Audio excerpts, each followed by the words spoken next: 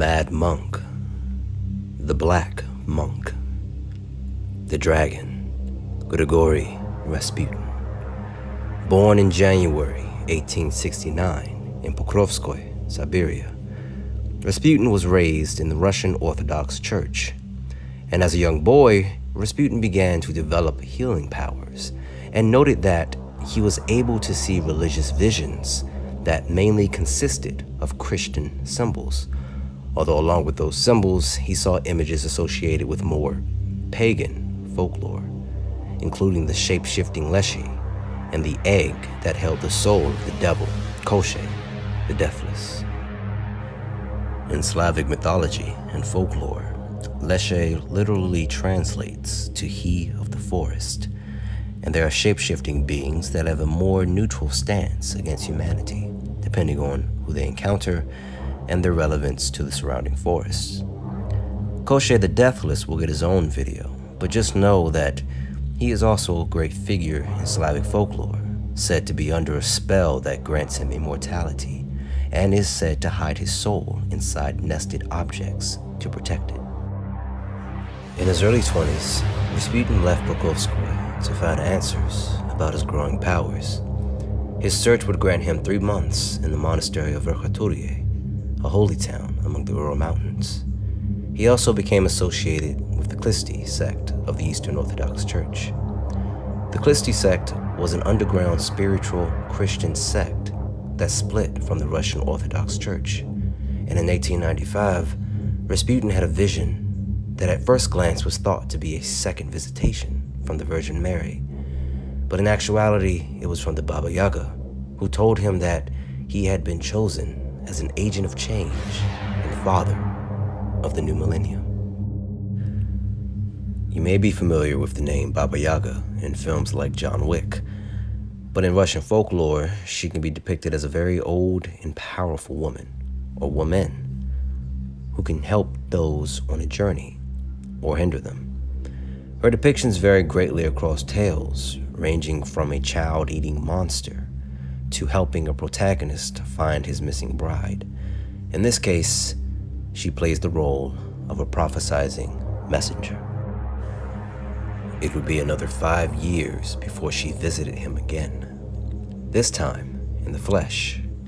He was so impressed by her presence and excited by the prophecies she was spewing that he gave her half of his soul to bury in the roots of Yggdrasil, the world tree of Norse mythology, for safekeeping. Initially, Rasputin believed that the new millennium he was supposed to usher in would come in the form of political action. And in the years following his visitation from Baba Yaga, Rasputin used his healing abilities to control Prince Alexei's hemophilia. This in turn would allow him to gain power and influence in the Russian court. Unfortunately for him, though, he would not only gain friends, but enemies as well. In the year 1916, he would come to meet his end by being assassinated by Prince Felix Yusupov. Rasputin made enemies because he meddled in politics and got ministers he disliked dismissed. Rasputin was often described as a con man who was promiscuous and a drunkard. And a memo by Lord Bertie mentioned how Prince Orlov tried to explain to the Tsar the danger of the royal family being connected to such a dissolute character. And Prince Felix, along with many others, believed they were saving Russia from his baleful influence. Rasputin was poisoned, beaten, shot, and finally thrown in the frozen Neva River, where at the moment of his death, he heard the voice of the dragon, the ancient one, the Ogdru Jahad. He answered the dragon's call and pledged himself to help usher in a new world and a new race of man. Time would pass, and Rasputin would start anew in an Italian hill town known as Posticciano. There, he would slowly amass new followers by preaching the word of Ragnarok under a new alias. His notoriety would eventually gain the attention of Heinrich Himmler, who was then actively recruiting for his Nazi occult bureau, the Sonorat Society. Rasputin saw Himmler's arrival as a sign from the dragon and convinced Himmler that his idea of Ragnarok would win the war. In July of 1937, Rasputin traveled with Himmler to Germany to meet with the Sonnerat Society and also with Hitler. Once there, Rasputin had his pick of the scientists he deemed most rational and supportive of his cause. Of these scientists, he chose Ilse Hopstein, Professor Dr. Karl Ruprecht Cronin, and Leopold Kurtz. With this inner circle, he began to develop the Ragnarok engine. Now, the Ragnarok engine would give Rasputin the power to direct his own energy into the abyss, bringing about a miracle that would assure Germany's victory and give Hitler power over all nations of the earth. Its actual function was to free the Ogju Jihad from their prison deep in the dark abyss of the universe. Years would pass, and he would become very close with his inner circle, especially with Ilse Hopstein, even going so far as to take her into his confidence, revealing to her his vision about the dawn of the new age and the coming of the new race of man, all the while keeping his identity hidden. On December 23rd, 1944, the Ragnarok project reached its climax with the activation of the Ragnarok engine on Ptarmigan Island off the coast of Scotland. With him not knowing about Hellboy's appearance on Earth, and with the Ragnarok project ending in a failure, Rasputin was certain that the events he had set in motion would lead to the waking of the Ogju Jihad. After its destruction by the hands of American forces, Rasputin had seen a vision of a child come from fire and reborn in fire, who would be the herald of his new age. Rasputin also foresaw Hitler's downfall and urged his inner circle to go into hiding and await his further instructions. It is important to note that during these troublesome times, Ilse Hopstein devised on her own who he really was and pledged her loyalty to him, along with the rest of the inner circle. Rasputin would not hear from the dragon for a whole year until May of 1945, where the dragon instructed him to journey north to the Arctic. Rasputin would then find himself in the ancient ruins of Hyperborea in Gorinium, where one of the 369 Ogju Him lay dormant. Once he discovered this creature, he placed himself in a trance at its base, sending his mind into the creature and thought it into the abyss. And for the next 48 years, he sat quietly in the darkness. That is until the year 1993, when BPRD founder Trevor Burdenholm, along with professional climbers, discovered Rasputin's resting place.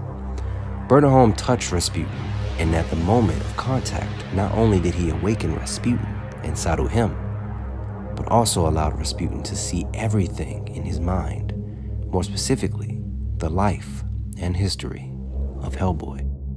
Once active, the Saruhim transformed the climbers into frog creatures, the first of a new race of man. I covered it earlier in the channel, but for those who do not know, the frog creatures are the byproduct of what happens to people when they're exposed to the power of the Ogju Jihad, and they become the central problem for the BPRD in the years following these events. Rasputin allowed Trevor Burdenholm to survive their encounter and used him as bait, which caused Hellboy to go after his father. Unfortunately, Trevor met his end at the hands of one of the frogs, which caused Hellboy to find the source and give chase to whatever killed his father. In the meantime, Rasputin and Saruhim sailed to America, to an ancient temple below Cavendish Hall, where they waited for Hellboy to arrive. When Hellboy arrived at Cavendish Hall, he did not come alone. Abe and Liz fought alongside him, and Rasputin immediately sensed Liz's tremendous power, which caused him to turn his focus from Hellboy to her. Rasputin kidnapped Liz and was successful in using her energy combined with his through Saruhim into the abyss. He was able to crack open one of the prisons that held the Ogju Jihad, but with a stroke of luck by Abe Sapien, Rasputin was stabbed through the chest with a harpoon. And at the time of his death, the dragon abandoned Rasputin's body to find a new agent of change. At the same moment, Rasputin's inner circle finally began to awaken after placing themselves in suspended animation in Kroner's Norwegian castle, after their Nazi allies surrendered in May of 1945. Not truly knowing of Rasputin's fate, they returned to their projects to await further instructions from their master.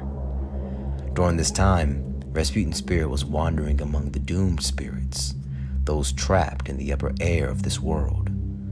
This journey eventually landed him into the abyss, where he once again came into contact with the imprisoned Ogdru Jahad. Although he was no longer of use to them, he remained eager to help free them from their prison and bring about the new age of man. In March of 1996, Rasputin's ghost managed to contact Roderick Zinko and asked him to serve as his agent. Through Zinko, the new Ragnarok project was bankrolled and put under development, and Roderick traveled to Kronos Norwegian Castle, where they could begin their work. This new project would involve the creation of a half-mechanical, half-human army of 666 soldiers who would bring plague and famine to the earth. The scientists behind this project believed that such a massive scale of destruction would stir the dragon in its prison. Rasputin also no longer needed Hellboy to go through with his plan.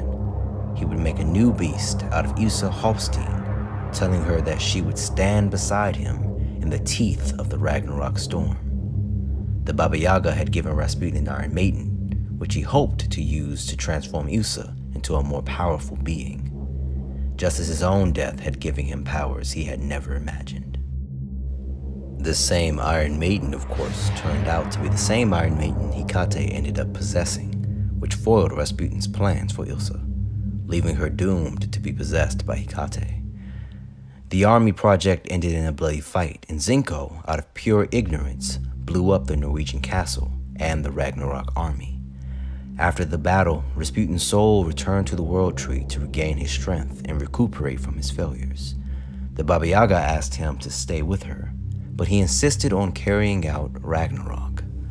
Rasputin would try once again to free the dragon, this time with the help of Hermann von Klimt, a former Nazi scientist with only his head alive in a jar.